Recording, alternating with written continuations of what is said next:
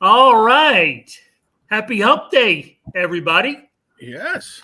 All right. Yeah. Something like Happy that. Hump Day. Hump Day. Was it a good one? It's all right. Yeah, not All bad. right. No complaints.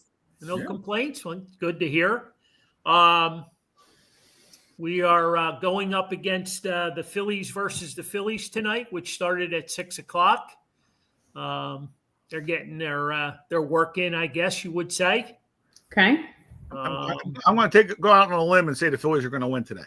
You know, that's a very good calculated guess by you. Mhm. That's a good one. That's a good one. Welcome, Joe Stinger. How are you? Yep. Sunny Florida, no rain. All is good. There we go. Good to hear. A lot of fantasy going on.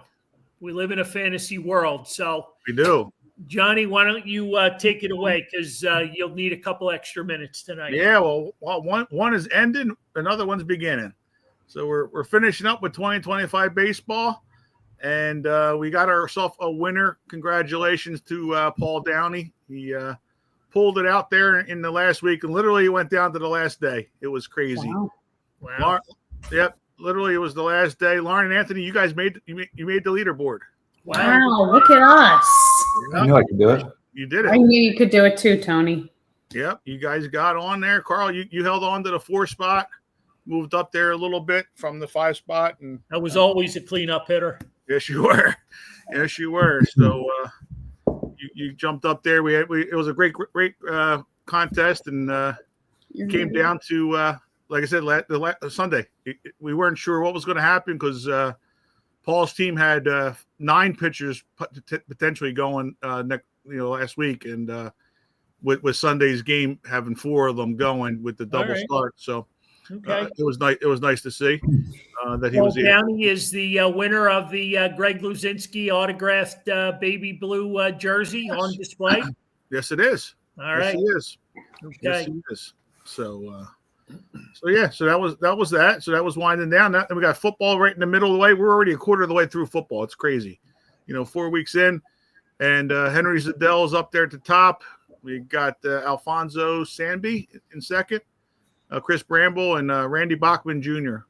So it's a nice little group there. We got Stick is there, made it into the top 10 this week.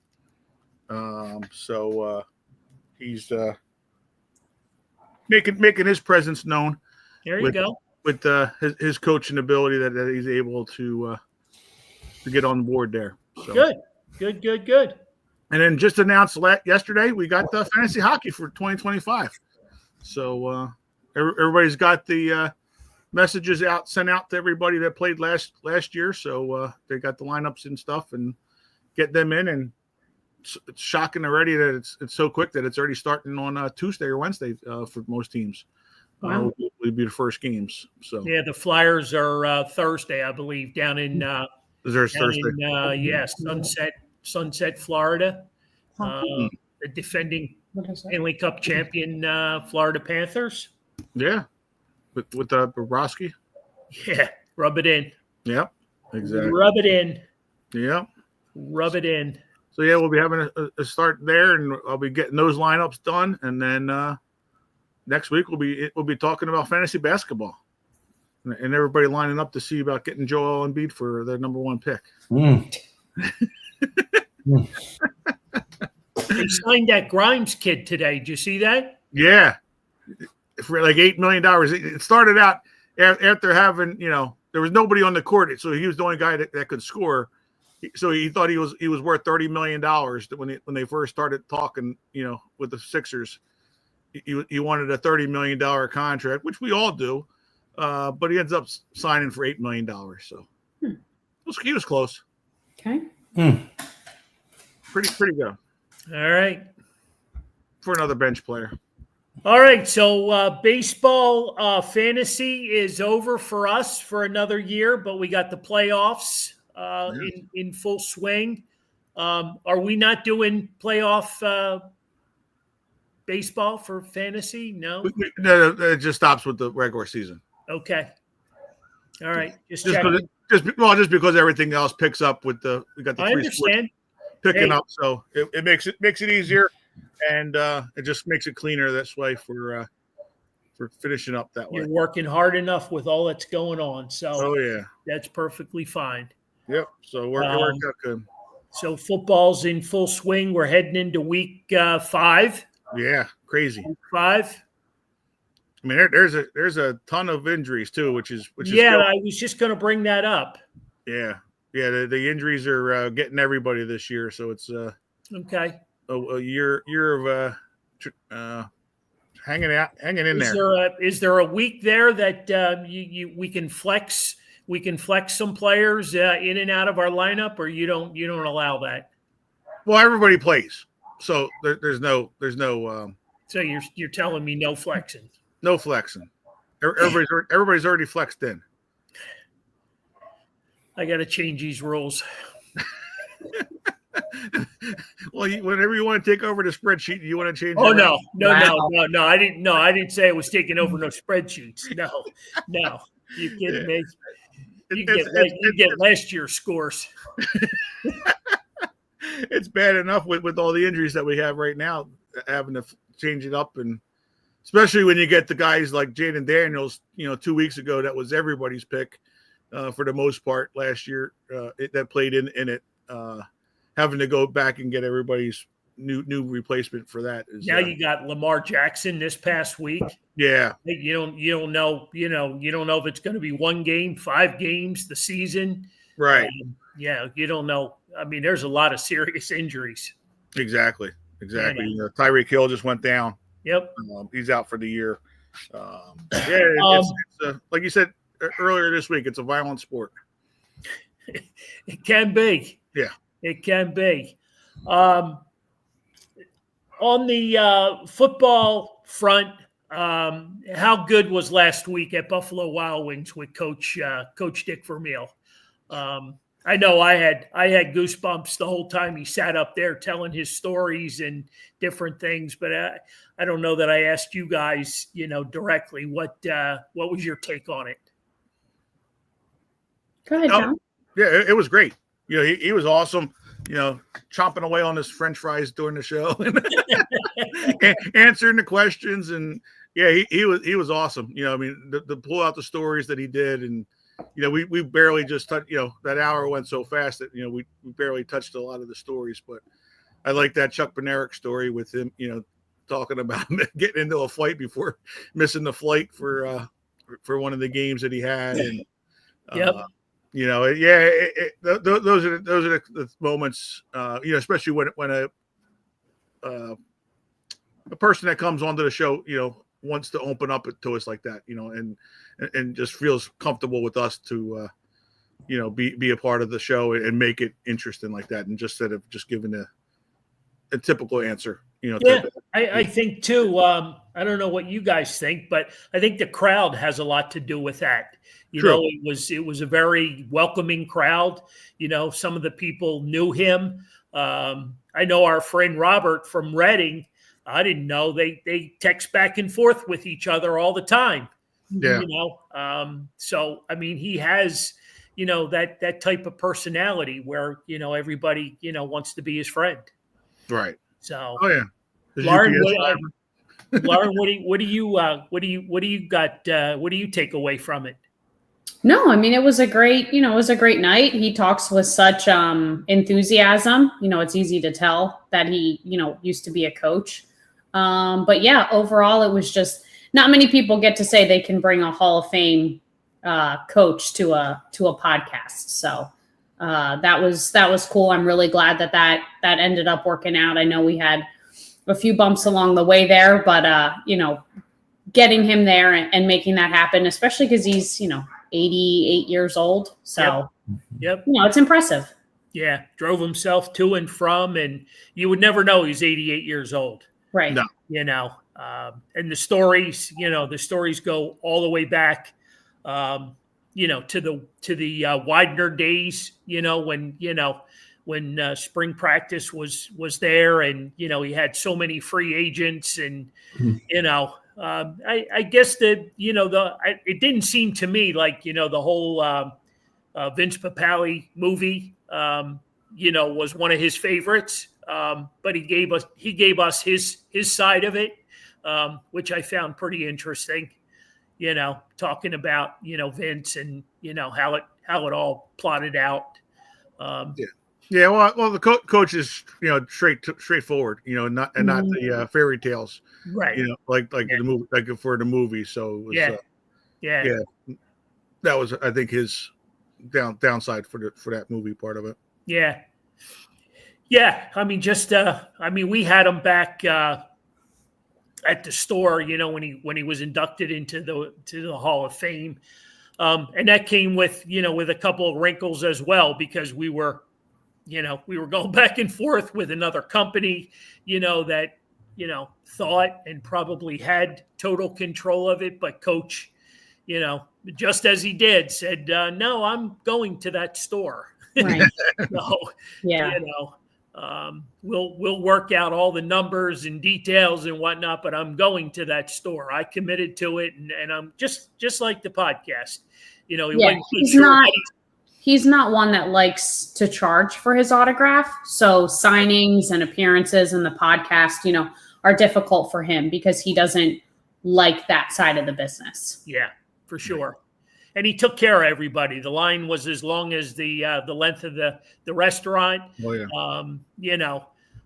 We tried to control it the best we could, and everybody for the most part was good, getting their autographs and inscriptions and photos. You always have a few people that try to sneak a few extra things in, which you're always going to have. But for the most part, everybody played by the rules, which was nice because he is coming out there. This isn't an autograph signing. He signs a few when it's over, but this isn't meant to be, 200 autographs later and he finally gets to leave. Right.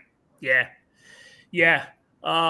Joe, I'm sure you probably got some great Lower Merion stories, from back in the day. We're going to have you on the show one of these days live. So we're going to make room for you. So, we'll get that lined up. You need to be on one of our shows live. So I don't think you've made an appearance here at This Fan's View, but we're gonna make that happen.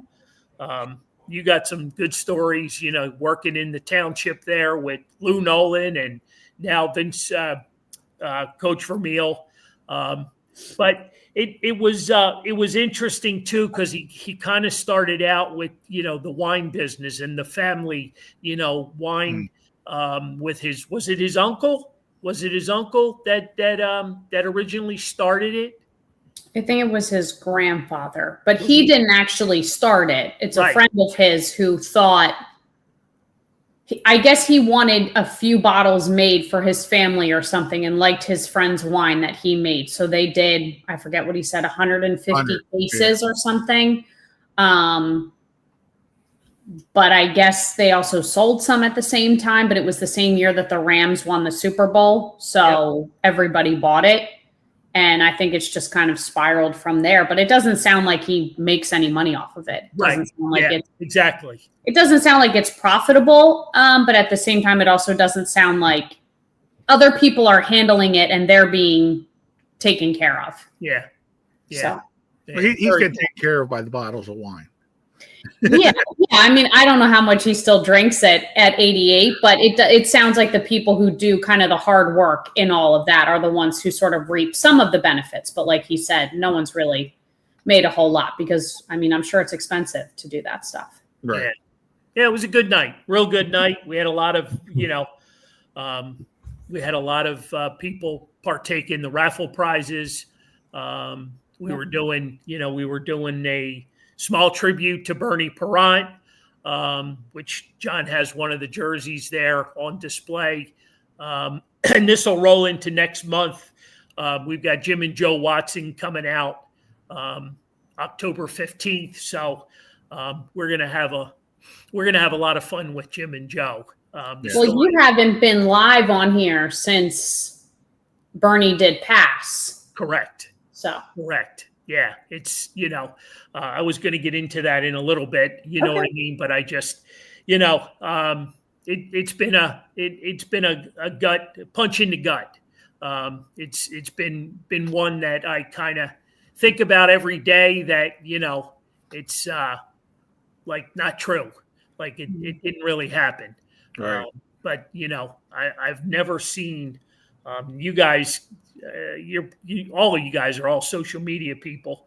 I've never seen so many people with stories and photos, and I met Bernie here and I met Bernie there, and just and just all the all the former athletes, all the all just everyone with their comments and goodwills, and it's been a long, well, Sunday was a week that we all learned of his passing, but yeah, just one of those guys that you would think would live forever, right? You never thought, that this day would come.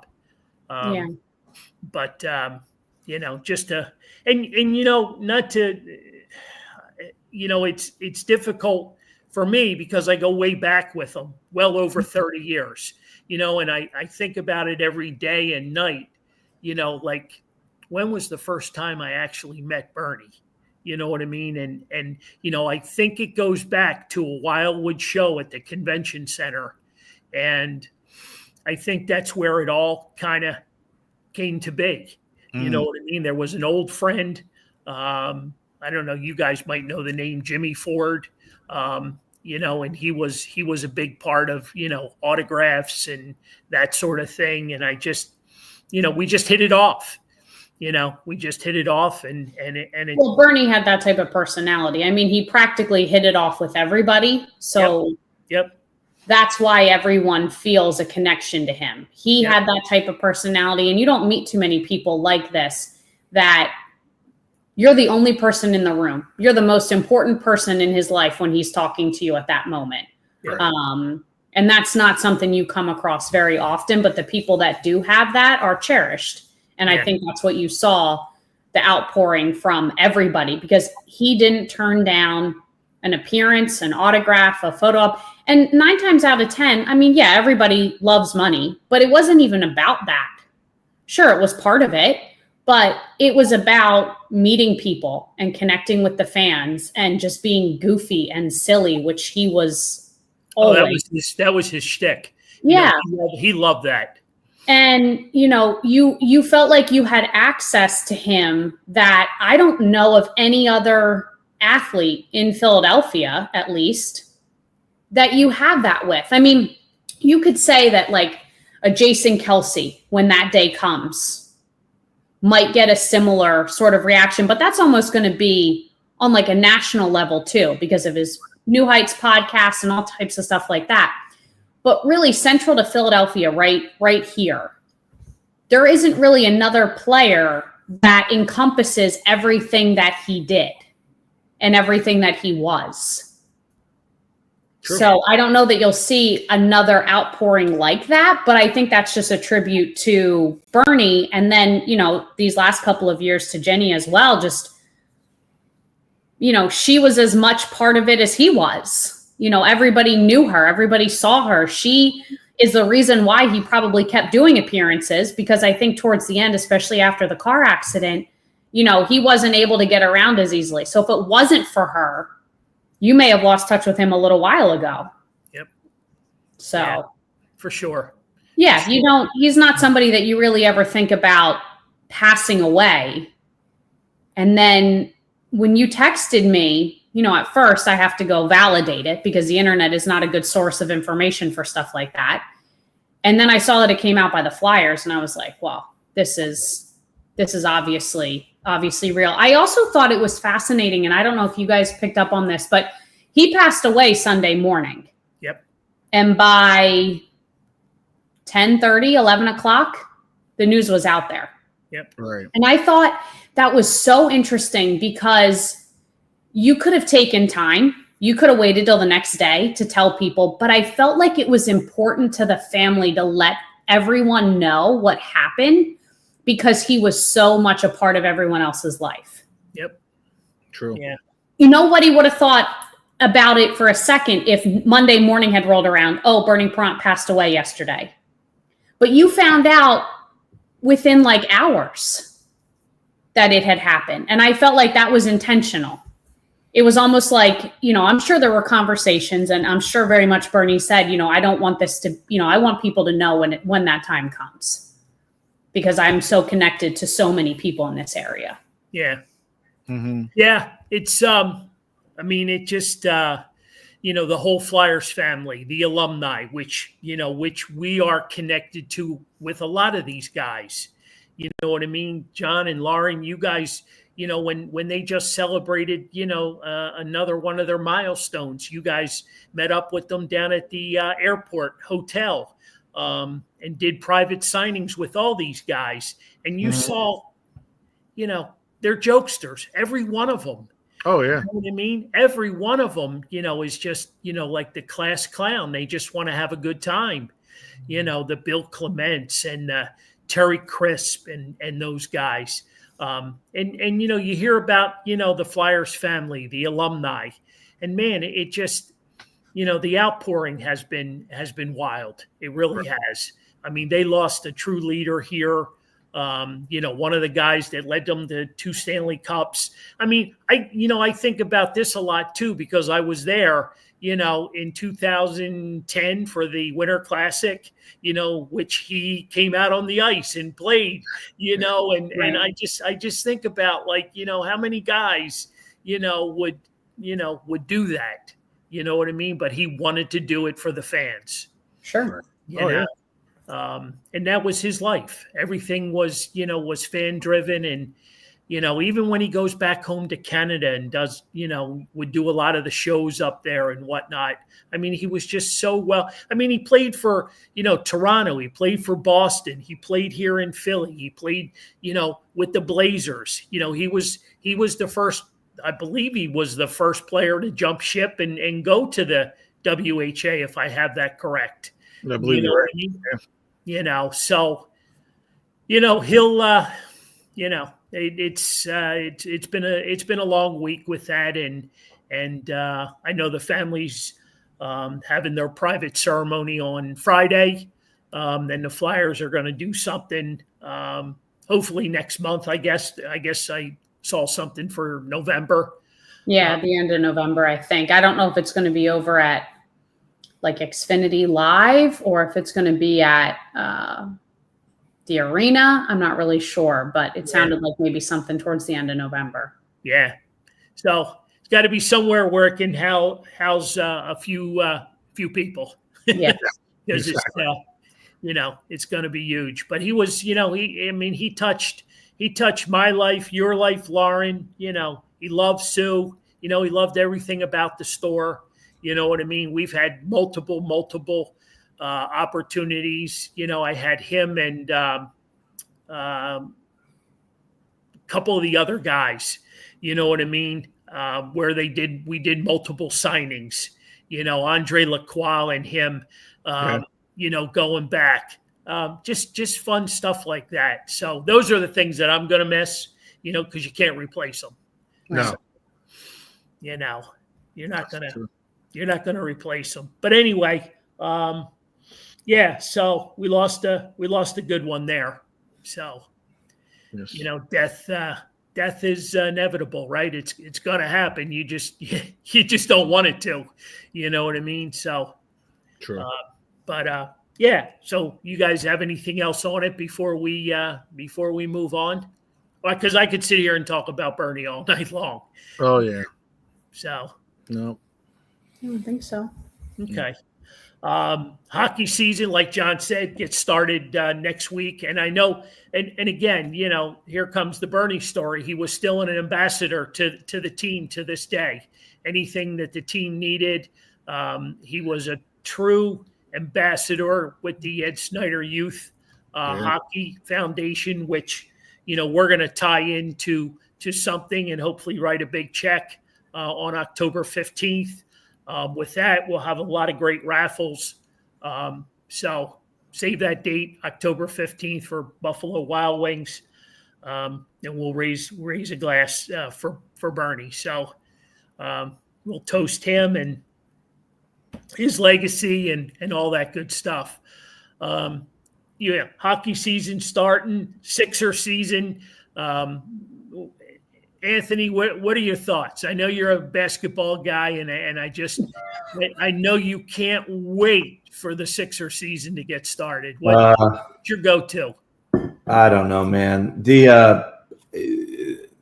Abu Dhabi, I don't know. Yeah, why are they there? What I don't know. Is it just to promote the league? I kind of saw it with the Birds. Yeah. Didn't they go somewhere last year also? I was going to say last year, wasn't it like Atlantis? What's the place down in Yeah, like the Bahamas? like the Bahamas? Yeah, it was like the Bahamas. Yeah. Like it's like So a big. this is not. They're not looking to. They're looking to just get people interested in the sport. They're not looking to like get players from these places because they're not exactly picking places that like. I think they're just trying to, I don't know, have some type of an event somewhere to get people excited, maybe for the start of the season. But Gotcha. I don't know, man. I don't think there's been a year where I've been sort of unfortunately less excited than I am for going into. Yeah, but they bring old jerseys back. Their entire promotional schedule is based on these jerseys, not like winning any games. Like it's I'm excited for that. It's pretty much just these jerseys, which is I don't know. I don't feel like they've certainly done enough. And there's no room for them though right now. There's no room to talk about the Sixers when the Phillies are about to start Red October and the Eagles are 4-0. Why not? Why not though? But why not? Why Because not? Why can't? Because everybody, no one cares. But they only don't care because they didn't do anything to make anyone care. There's no moves that were made. Nothing happened. The management and coaching, it's all the same. Yeah, I hear so you. What happens if these guys stay healthy? Let's turn the page. What if these guys stay healthy for the season and they're competitive every night?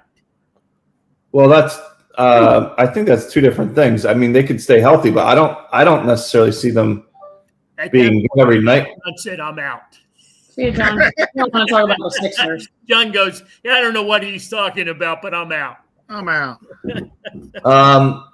I mean, maybe let's say they stay healthy. I still don't think it's a good enough team. I mean, they're a bunch of old guys. Kyle Lowry's about 48. I mean, it's he is not. It's just it's not. The other years I'm excited for. I don't feel as excited as I had been before. Yeah, I mean that's valid. They have almost become like the laughing stock of Philadelphia sports. You used to think about how they would rank them. They're definitely fourth on the list now, but I don't know. They've been bad my whole life, pretty much. They're kind of like my Pirates. They've never really been any good. They're kind of the laughing stock of the league.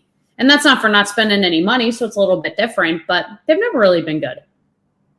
They had a little blip when AI was on the team, but that's about it. And I don't feel like you don't know necessarily that Joel Embiid's going to – I mean, I guess you kind of do know he's going to get hurt because he does every year, but they don't – He was like giggling and smiling in an interview the other day. Yeah, he was happy. Yeah, that was the happy in mood, and he actually seemed like he was in shape. But he said he's going to have to listen to his body. He's not going to be playing. Yeah. I mean, he's not playing to start the season, they said. Yeah, that's the problem. That's why no one's excited, because that's who the franchise is right now. And right. You can't get excited about a guy that's not playing most of the games. I mean, I don't know. It's tough. I mean, the Flyers at least are young and hungry. Made a coaching change. The Sixers just seem stagnant and not exciting. Well, and that's the problem because of having Paul George and Embiid on the court, on the team. There's no money available. That you're got to go after all these lower end guys and and Maxey as well. Having there and they got to hope that VJ Edgecombe can play. McCain. He's their first round pick that was from last year, and he's already hurt again. With his thumb. That they don't know what's going to happen with him and how long he's going to be out. I mean, it's this team's just cursed. And it's crazy just to think about it. And Lauren, you were right there in your prime there for it. It's like 25 years ago. That with the AI, what they're bringing back the black jerseys. I mean, it's I can't believe it's been that long ago. To be honest, but Yeah, it's just it's a sad way to go in the season because it's just not you're not excited for it whatsoever. No, exactly. But especially after last year's debacle, you kind of see the same writing on the wall. Well, and you would hope maybe they would do something, a little bit something, but you don't ever feel like you see anything from the guys in charge. And I don't know. I don't know what that season ticket base is now compared to what it was. I mean, it's got to be dropping from what it had been over the last couple of years. So you would think maybe they'll surprise someone. Who knows? It's still a corporate game, though.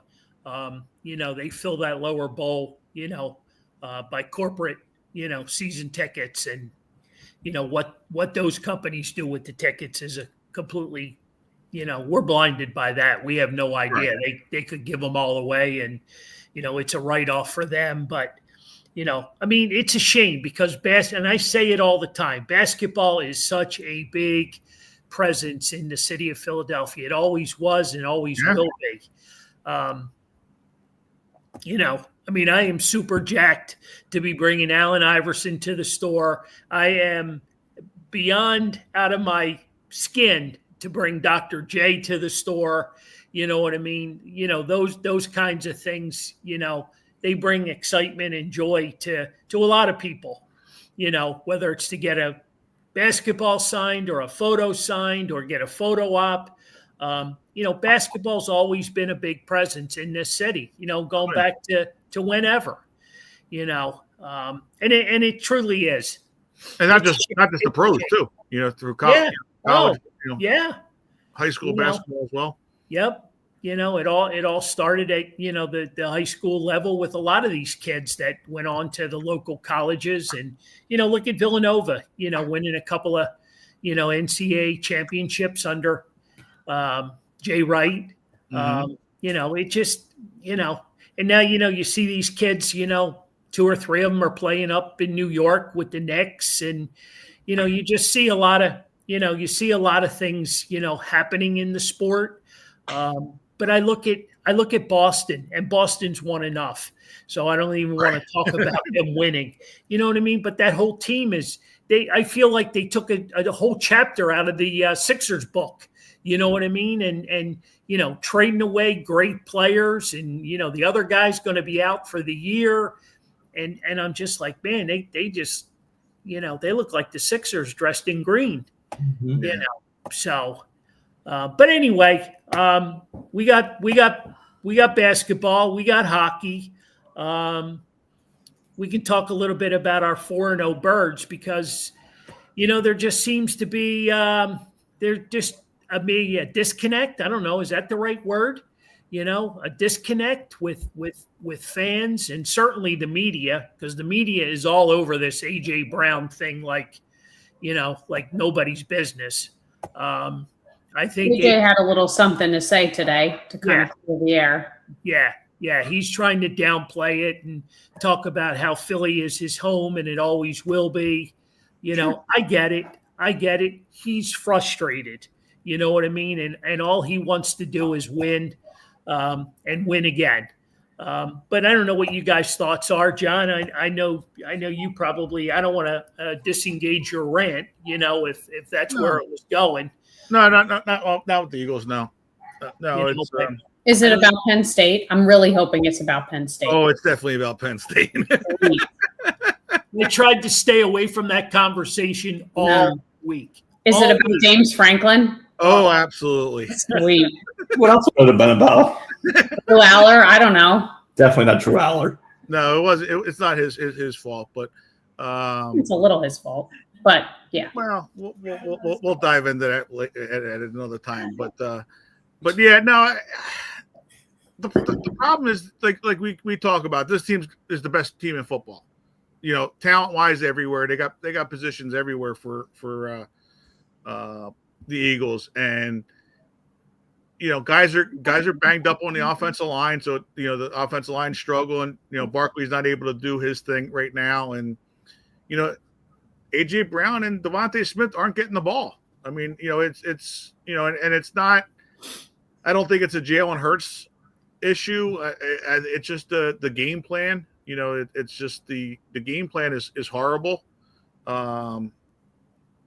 they only run, short, few plays, pass patterns. AJ Brown only runs 3 different types of pass plays.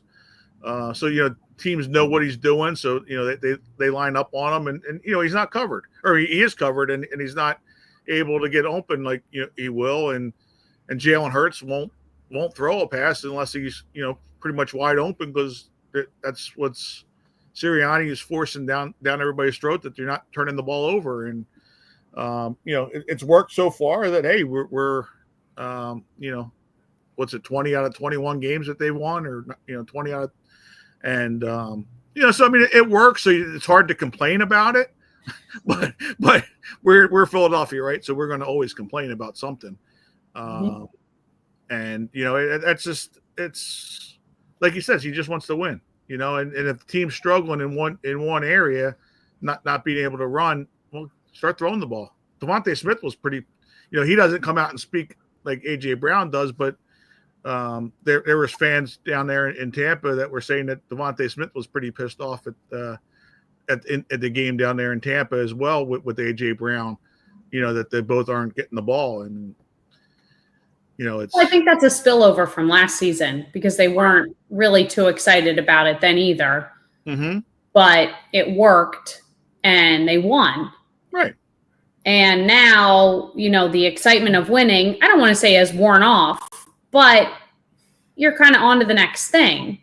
And now they're starting to see the same stuff again, although Barkley's not really having this crazy start to the season, kind of like he did last year either. So I think that plays into what you were saying about the play calling and stuff like that. They seem very just disjointed. Mm-hmm. I don't know what it is. They seem like the most erratic 4-0 team. Oh, yeah. Like each win has pretty much been like a nail biter.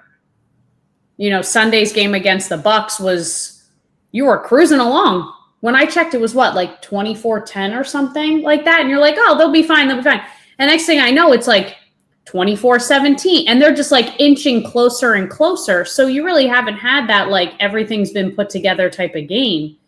I don't know. They seem off. They seem really, really off. Yes. Yeah. Jordan Mailata said something that there's no urgency on the offensive line, and he's taking it on himself as the offensive line, getting out of the huddle quicker so that they get to the line. Do you think it's like, Super Bowl hangover? Like, do you think it's like, oh, well, we won, so we're good? I think some of it is. With you, that's how I feel as a fan. And I'm totally going to be in the minority on this, and I'm well aware of that. But I think to myself, like, okay, if they don't win this year, they did just win last year. So they almost kind of have that mentality too, of like, well, we just won. So is that what part of it is? Although some of these guys weren't on the team. Well, that's true. I mean, I think it's a lot of that. And also the fact that they know that they're better than all these teams, talent wise. Well, but they play like they are. Well, because they're not playing, 100, getting through. Yeah, they're playing like, this is like the first time they've all ever played together. At times, like the first half, they were cruising, which was a tough game. I was like, holy smokes, they figured it out, because Todd Bowles had their number for years now with Jalen Hurts, and Jalen Hurts was doing everything. I mean, it was short passes and to the tight ends and then the running backs, not so much to the wide receivers, but he was doing what he had to do. That they were cruising. And then all of a sudden, everything hit the wall. And just like the game right before that, I forget who was that. When they had the first half was terrible, and then the Rams, right? The Rams, the Rams game. It was crazy, and then they came back and they threw the ball. And that's when they look the best, when they're throwing the ball and getting everybody involved. There's a couple of aspects of this team that that really. Kind of make you, think like, are these really good moves? Not playing any of your regulars in spring games, We bitch about that every year, though. Preseason games, they come out so disjointed and so ugly and so this and so that, maybe they need to, play those guys a little bit. I understand they want to stay away from injury, but the other thing was opening night, Dallas Cowboys dropping the banner. They didn't want the team on the field. I don't know whose decision that was. You know what I mean? But I thought they should have been out on the field with the fans. You know what I mean? That was an event that, was for everybody. And I feel like they should have been on the field. They were all talking, it's time to turn the page. Last year is last year. No, it's not. You know what I mean? You're Super Bowl defending champions, and you got to play like it, and I just think, I don't know. There just seems like, I don't know. Are we missing a leader? You lost Kelsey, you lost Brandon Graham, you lost Fletcher Cox. You've lost a lot of these big name leaders, and you don't have anybody to step up and be that vocal, guy in the locker room. Now I understand. I don't know if you knew this, John, but there was a team meeting, I guess. No, I didn't hear about that. Yeah, Mulata made that announcement that there was a team meeting, players only, to get this all out, in the open amongst each other. So I don't know. What's that worth? Who knows? Yeah. You know what I mean? I just think they're just not the team that won the Super Bowl last year. Mm-hmm. You know what I mean? And they still have a lot of those players on the team. Yeah. I mean, you could make a serious run, to be back to back. But, I mean, they seem like they can't get out of each other's way right now. Yeah. Yep. So, yep. Yeah. And I get it. They're 4-0. Right. So how much do we have to complain about? But I just don't like the camaraderie doesn't feel right. It just feels off. That's all. Unlike baseball, you don't have this huge long season. You don't have, tomorrow night to get back on track. You have one game a week. Right. And if you don't get on track, before you know it, the season's over. So I do feel like it's a little bit different. And it just, I don't know, did they all of a sudden come into that locker room with like huge egos because they won last year and now all of a sudden they can't play together? No, I think that part is the coaching changes. Because you lost your mojo, let's just say, as far as, it's coming back like every time, every other year, it seems like we have the Sirianni offense or his offense with his buddy, with Brian Johnson, 2 years ago, and this year it's Kevin Petullo. It's that same offense. And every time we see that offense, it's slow. It's methodical. It's, and we kind of have to get used to it, I guess, as fans, that it wins, but it's ugly, and it makes it frustrating for players at that caliber. I mean, you got $30 million wide receivers and they're not, being able to do anything. AJ Brown's got as many catches and yards as Puka Nacua had in last week's game alone for his 4 weeks. I mean, these guys see other guys getting performances, guys getting balls thrown to them. The offense is, getting them the ball, and they're just not doing it. It's like, okay, well, but we're winning. It's all about winning, and it's sometimes frustrating for. Well, I think it's, the frustration is there amongst the players because I don't see, you don't see the complete game. You know what I mean? You just don't see the complete game. And it's hard to justify coming off beating, the 3-time Super Bowl winning Kansas City Chiefs. Right. And, here we are bitching, about the Eagles sitting at 4-0, soon to be 5-0, soon to be 6-0. You know what I mean? Like, I don't see a loss for the next month on the schedule. You know what I mean? How are they going to win? I don't know. The saying now is, win ugly. You know what I mean? And that goes back to Jason Kelsey. You know what I mean? With all his catchphrases. about the team, and nobody likes us and we don't care. I mean, this goes back a long ways. So I don't know. It's interesting. I will say it was very cool when we were down on Sunday. We were at the last Phillies game of the regular season. We sort of parked and then swung through Xfinity on the way to Citizens Bank, and the TVs were on. It was this incredible mix of Phillies and Eagles gear. It was packed. There were so many people in there. But then as soon as we walked into Citizens Bank, that Pass and Stow bar right on the right-hand side there had the Eagles game on. And you just had all these Phillies fans just kind of crowded around the TVs watching. Sure. It's the best time of the year. And it was just cool. Yeah, nothing better than, having, your teams winning, and in postseason play, I mean, can you imagine, what it's going to be like down in South Philly this weekend? You know what I mean? You got the Phillies Saturday night, right? Mm-hmm. And then, you've got the Eagles on Sunday, mix in a Flyers preseason game, and I don't know, something else is going on. Yeah, Temple football. Yeah. And plus the gritty run. Wow. It's no. Yeah, I mean, you got a lot going on, and it's a great time, like you said, with everything. And it just we kind of get spoiled. We you got the Eagles are the best team in football for going. Well, they're tied with Buffalo.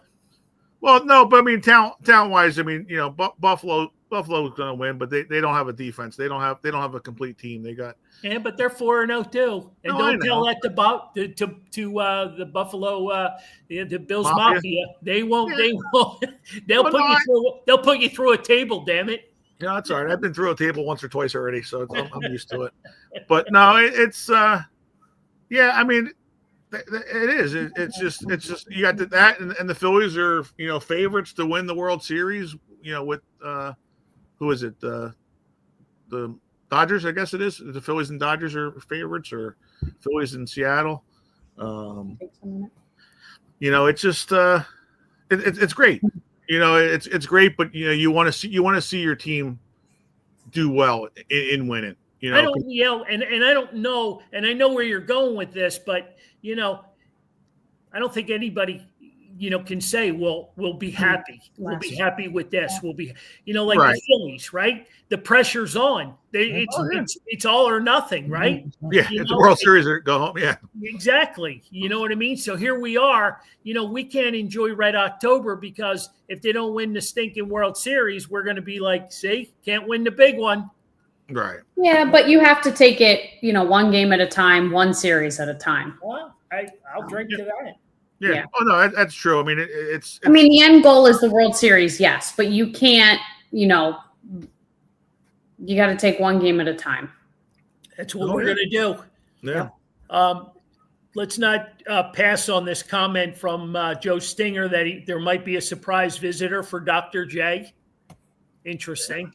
Yeah. I guess he's traveling up. And Tom still has no love for Gritty. None whatsoever. None. Zero love for Gritty. But anyway, who wants to go first? John's rant or Ask Lauren? Who wants to go first? Definitely John's rant. All right. You can't wait. All right. Here we go.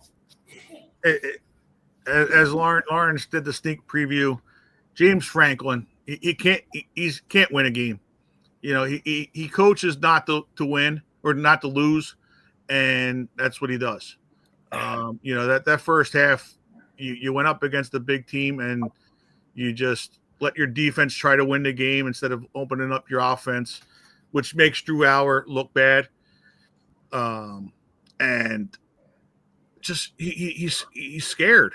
And he just can't win the big games. And then at the end of the year, it's going to be like, oh, we won 10 games and we went to this bowl game and we made the playoffs. And, we got lucky. Last year they got lucky. They beat a team because, it was a high school team that they played because it was the way the things broke out that they had to get into the championship. And, they didn't play one of the top teams. And, yeah, okay, great. But you're not doing anything. You played two two teams that you're going to be playing that are in the top 20. You already lost to one of them. That was the worst of the two teams. And now you got to go to Ohio State in a couple of weeks to face them. You're not going to win that game either. And it's just frustrating because they got so much talent. You got Singleton and the other kid as well, and Drew Hour's a good quarterback. It just he did not look like one on Saturday. Well, but he did once they opened it up in the second half. It's let him throw the ball because that's what he does. And John, I don't want to interrupt your rant by any means, but I do have a question about him. Yeah, is this year 4 or 5 for him? As a quarterback, was he a redshirt freshman? I don't remember. I think it was a red shirt. So yeah, because of that, when they first came in, they let him throw. I don't know if it counted as a full year. Okay, I think it's his three as a starter. How does he not know the plays? Why are they still on his arm? Well, that's just college football. That drives me insane. I feel like that immediately makes him seem like he's not a good quarterback. Right. Yeah. Because he can't remember the plays, and he looked so chaotic on Saturday. And if you're telling me that that's James Franklin and that's play calling and stuff, but he was scrambling. He was constantly looking over to the sidelines. He had no confidence whatsoever in what it was he was being told to do. Yeah. Well, he's looking over to the sidelines because that's what the way the offense is. Yeah, but he was doing it in a chaotic way. Like he was like, well, I don't know what you want me to do. And looking to them for answers, for reassurance. And he seemed like it was his first game. Yeah. And maybe that comes from, coaching and if James Franklin isn't confident in himself that he can win the big game, that's obviously getting passed down to the team. Right. But Nick Singleton looked like crap on Saturday. Yeah. I mean, he barely even got the ball to begin with. And, you're lucky that it ended up being as close as it was, I guess. But it was awful. It was absolutely awful. It's probably one of the worst Penn State football games I've seen in maybe a decade. Well, yeah. And the thing, too, is, again, we're going back to the Nick Sirianni. His balls were hanging on the table. Coach, when you tied it up. You were going right down. You had it tied up. Go for the 2 points for the win instead of tying it up right before overtime because you had the momentum. You're at home. But I don't think he has confidence in the guys because he doesn't have confidence in himself, and that all trickles downstream. Right. Exactly. And that's the problem. And everybody thinks that he's got a 10-year contract that he's going to be there. Go out there and win the game. Don't try to try to play not to lose and because then you're just going to have to keep going, in there. Just win the game. Just you just took the momentum back. You scored 18 points or whatever it was in the fourth quarter. When you opened up the offense, you had the momentum. Just go win it, and you don't have to worry about the overtime. Because how much better would we be talking about Penn State football right now if they won that game, coming back like they did? Yeah, granted it was at home, but they came back and won that game against a top 10 team, and you're going to have all that momentum with these guys that came back for this year. Now the year is basically over, in the grand scheme it is, as far as, because you won one game and now that you got to still go beat Ohio State because there's no other team that's on the schedule that's ranked. Yeah. So it's like you're playing this weak schedule. And you beat up everybody, and James Franklin looks like a genius, and he's, the games they win the game, and the other team score in the on the final play of the game, and he wants to throw a challenge flag on it so they don't score a touchdown. Like the game's over, dude. You won by 60 points. Like stop worrying about it, unless you had a bet on the over under because it did ruin the over under on the game. Stop worrying about it. Let the game go over and just win. He's like the big bully. He can beat up on the shit teams and he gets punched in the face. But isn't that all college football today? Well, it is, but like Lauren said, win the big games once. Just do something. He's got like 4 wins against teams in the top 20. In his career, he's never won in a team against a team in the top 10. Right. I mean, it's just come on. how do you expect to be a great team if you can't win these games? And then you just feed this. Unfortunately, the Penn State cult just follows along with it. Unfortunately, because everybody just follows along, and it's sad. It's sad for us. All right, John. Good rant, not a great rant. Oh, geez. John has lost his luster for coaches' balls. We talked about them. Yeah, but he was much more methodical about it back in the day. Well, you know what I mean? Yeah, because we're winning now. No. Here lies the problem. I'll straighten you out real quick. Okay. You're a Penn State fan, and you hate seeing this. Right. Well, that's true. This is the problem. Mm-hmm. You know what I mean? You're a fan. You want nothing more than to see them win a championship. But I don't agree with that because he has no problem bitching about the Phillies or the Eagles or the Sixers. If you notice the comparisons, coaches, managers, general managers, assistant coaches, assistant general managers, John, you did a great job. That's not what you said 5 seconds ago. Saturday they got Northwestern, but hold up, because they always go tooth and nail with Northwestern. Oh, I know, but it's on the road too. So it's in Happy Valley. Oh, was that one back at home? Yeah, you're in Happy Valley. Next week you go out to Iowa. Right. You know what I mean? So. But we're still going to root for them, and that's what we do. We're Penn State fans, and we'll wish them nothing but luck. The best part of that weekend was the kid kicking the field goal in the game on College game day. Yeah, $300,000. Yep. He was smart enough to get the soccer. Nobody's going to tell me any different. That kid has kicked before. Oh yeah, that kid has kicked before. He has, but he was the kid that won it was smart to go get the soccer player to he got up early to get there and get his ticket, but he pulled the ringer in to get the kick in. There you go. All right, Lauren, you're on the clock. All right. In honor of Bernie, what is your best Bernie Perrant story? Best. I'll go first.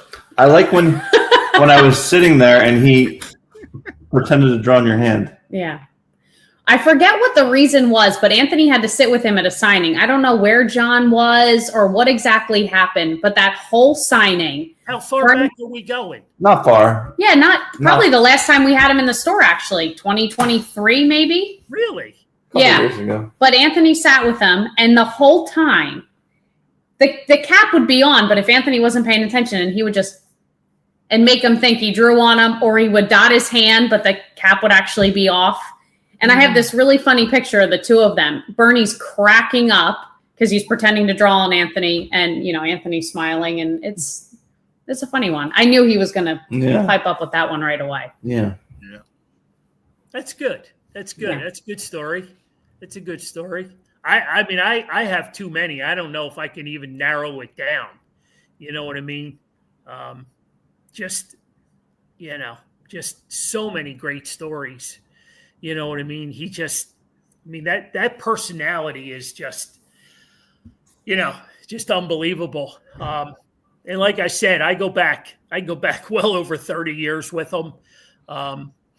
You know what I mean? And just being able to work with them in such a friendly environment. I can remember Jeannie's sister used to live in Havertown. Okay. I don't know if you guys knew that or not. Yep. She used to live in Havertown, and they used to come visit, and they would go for a walk because she lived right on the other side of where the church is, that Grace Chapel.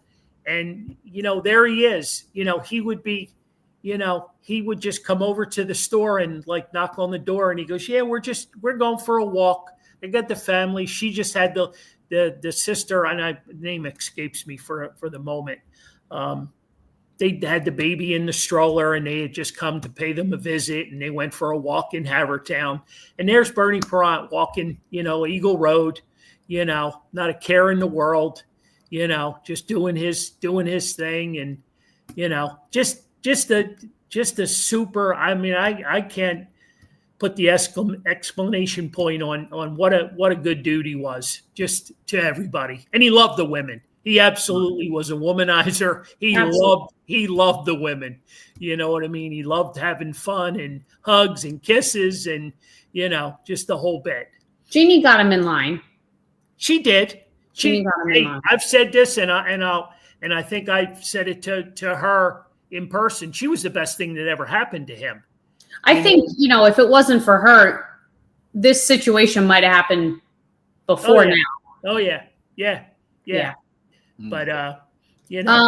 unfortunately. You got one? Yeah, me was, I put his launch or his folding chairs together on his back porch so he can smoke cigars out on the balcony. Didn't that come about from a live show? It may have, yes. He needed somebody to put the chairs together, so I said, "I'll do them, no problem." I went over. Didn't that go back through our friend that worked at Costco? Yeah, Brian as well. Yeah, because he used to go to Costco all the time. He went to Costco a lot. Yeah. Oh, okay. And I don't know if he got the chairs maybe at Costco as well. And Brian wasn't able to put the chairs together, and that's how John got, roped into doing it. Yeah. Maybe it had recently happened right before or after a live show that I remember. Because when he came to Dagwoods, I remember this conversation coming about. So it must have been right around that. Exactly. And then we did that and doing the chairs, and then we pull up the chairs. He had to go up the steps because he's in the second floor of the condo, and so we get everything up there, and he goes, "Okay, I'm gonna leave now," and he just leaves, and he's like, "I'll be back in a little bit. Don't worry about it." And he just leaves, and we put the chairs together, and he goes, and then he loved it.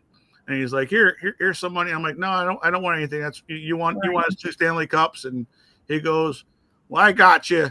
Well, next time you're down the shore, we're gonna go fishing on the boat. We're still waiting. I'm still waiting for that trip to go fishing on this boat. As many people have been told after I learned that, found out about that story, and I told other people that he's told that story to pretty much everybody, and everybody's still waiting for that boat ride. And but yeah, no, like you said, he was a class guy, and he just wanted to talk, and we talked, and he showed off his picture that he had over his mantle, and then his rings that he had. He always would have put out the double fist when he would do his pictures, and like you said, he just made everybody feel like the most important person at the time, and that you knew him from 30 years ago. You grew up with them back in Canada, and he was the best, and he definitely be missed for sure. So yeah, I don't really have a specific story, but the one thing that comes to mind for me is that he was never too big for anything. I think this day and age, and with a lot of athletes, and Dad, you shared that story with me last night about T.O. walking into a room to sign autographs, and there was too many things, and he walked out. Bernie never turned down an autograph, never turned down meeting anyone, saying hello to anyone. Nothing was ever. He was never more important than anything else. Yeah. I think about when he came out for Bill's son when he passed away, and we raised money for that.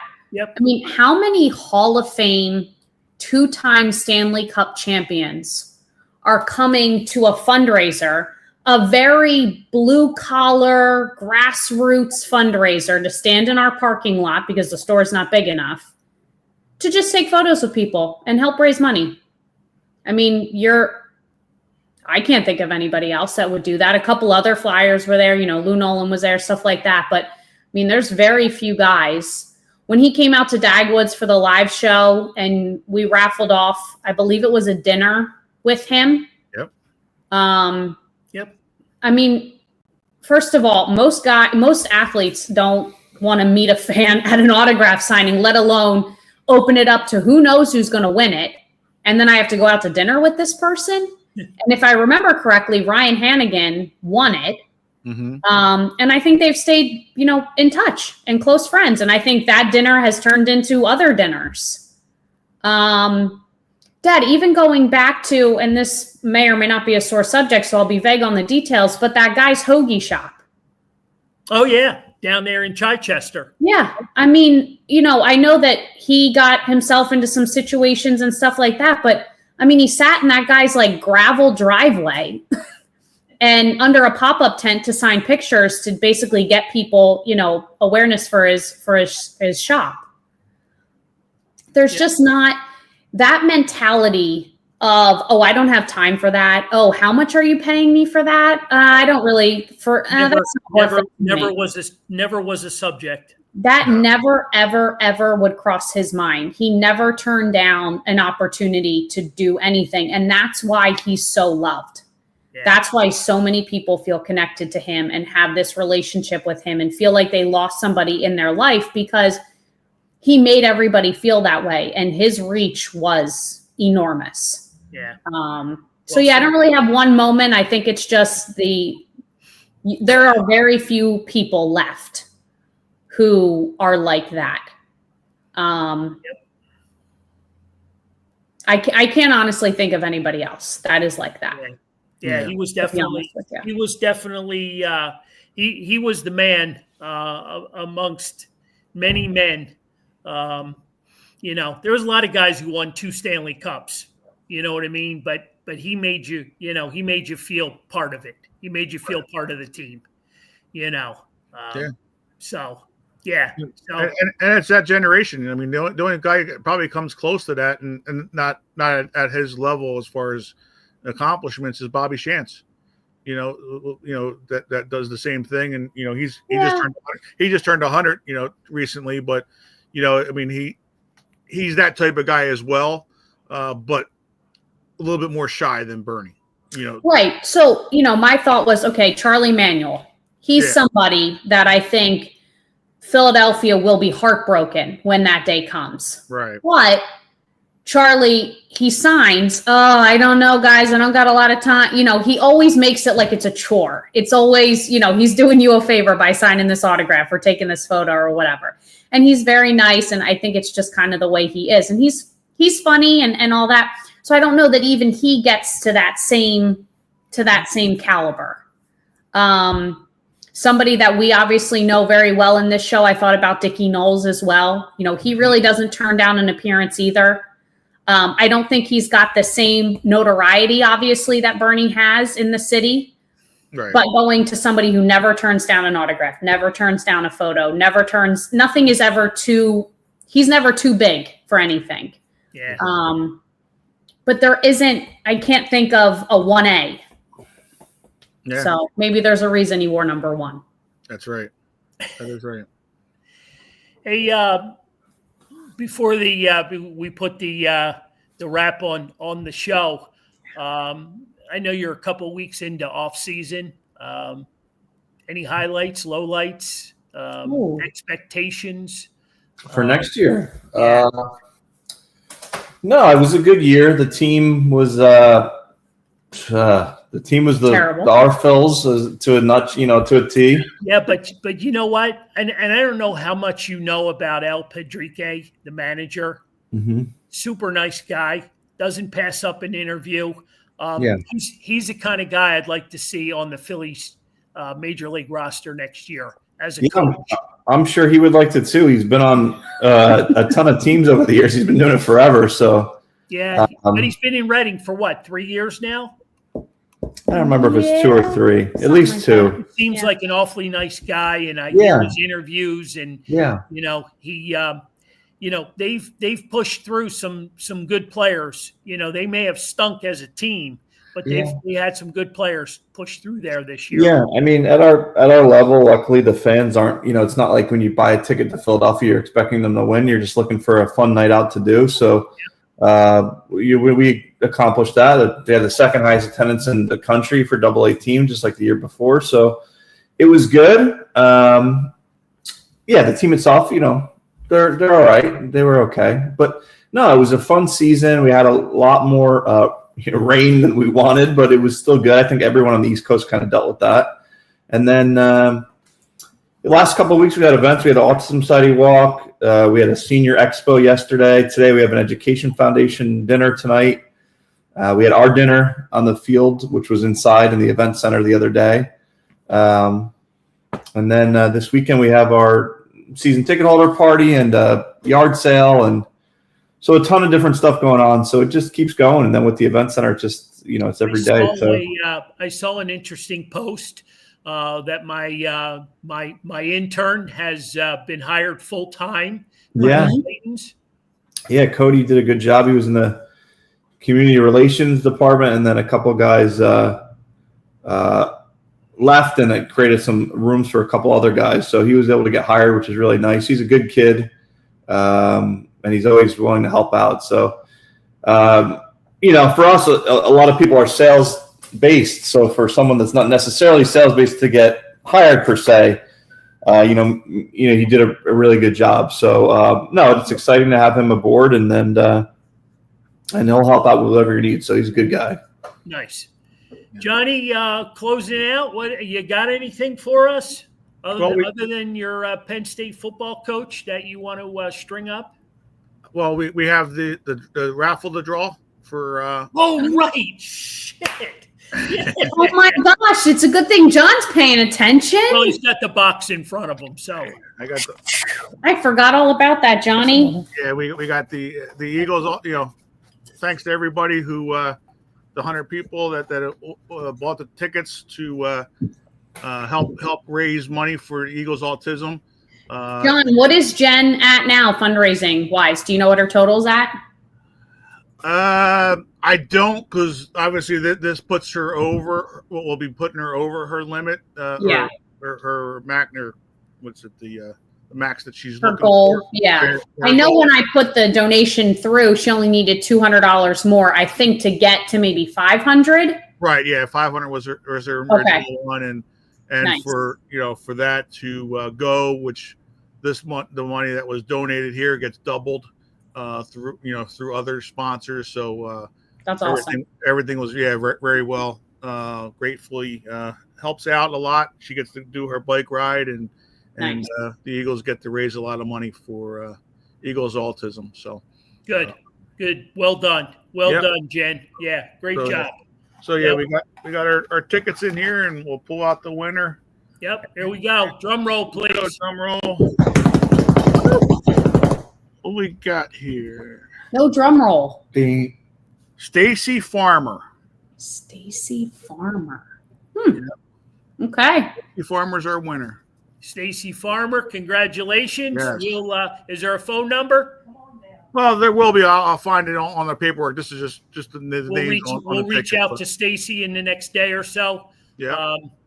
Looks like she lives in Lafayette Hill. Well, that's around the corner. That's pretty far away. Yep. Well, so congratulations. Yep, she gets to pick one of the 4 jerseys as the prize for her thing. Yeah, we've got. I know this is informal, but Lauren and I had kicked it around about doing another one in conjunction with the Ed Snyder Youth Hockey.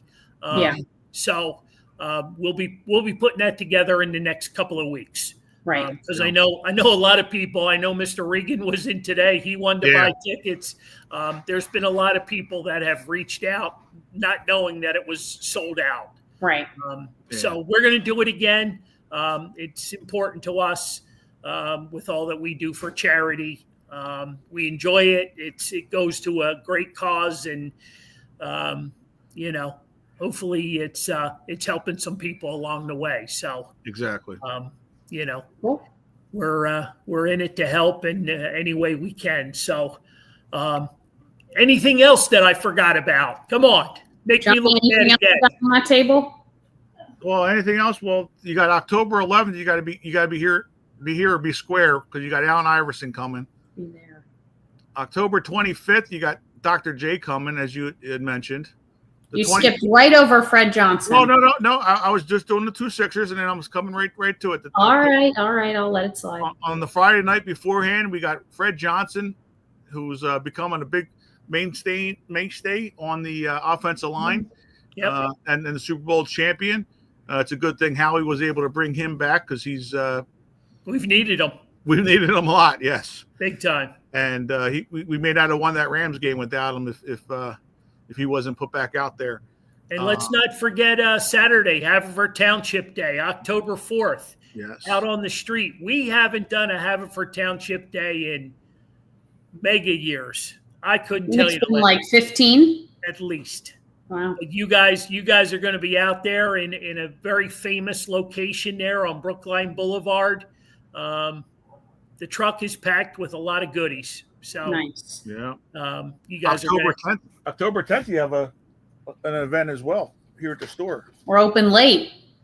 Carl's Cards after hours. Oh, we got a poster. We got a poster and everything. We got a poster. She dropped off a poster. How about stickers? Do we get stickers? We will be getting them the day of the event. For people for their passports. Nice. So yeah, and so I guess I'm working overtime on Friday since somebody leaves early. Wow, Johnny, don't worry, I'm coming down for it. Whoa, whoa! I heard there were brews and sandwiches, so I'll be there. Oh, so you'll be hanging around, okay? Absolutely. Yeah, it does say on the flyer that there's snacks, so we better have snacks. There you go.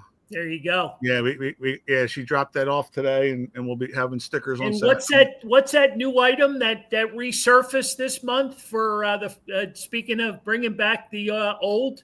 What do we now have in the store? Calendars? A calendar.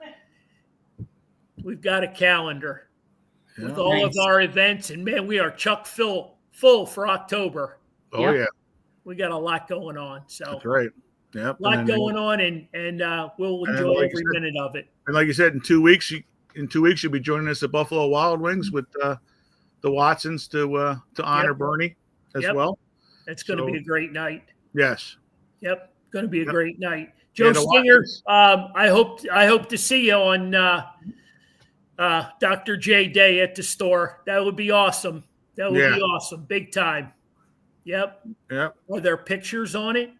On the calendar? It's not like a calendar for the coming year, Joe. It's a calendar for the month. Yeah, for the month with all of our events. We haven't reached the big one. I mean, this is a great idea. I like 2026 Carl's Cards calendar. That's smooth. We talked about it, Joe, but they didn't want me into my Speedo, so it kind of defected the appeal of it. So I tried to do it, but So. I love it. Hey, John, go for it.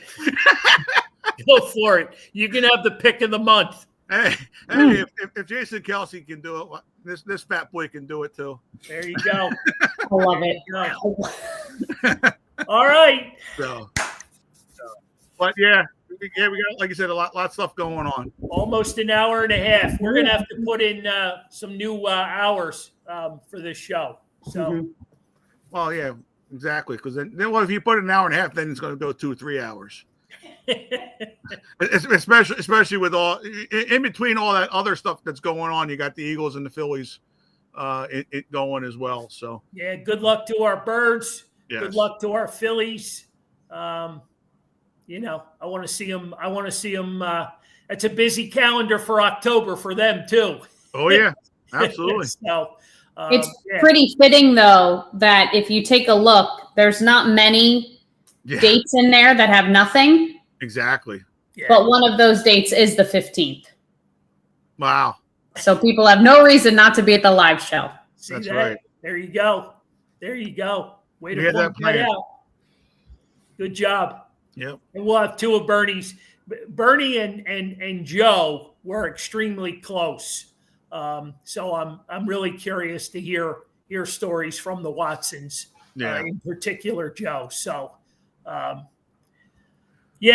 so with all that, rest in peace, Bernie Perrant. Exactly. Yep. Have a good night, guys. Thank you.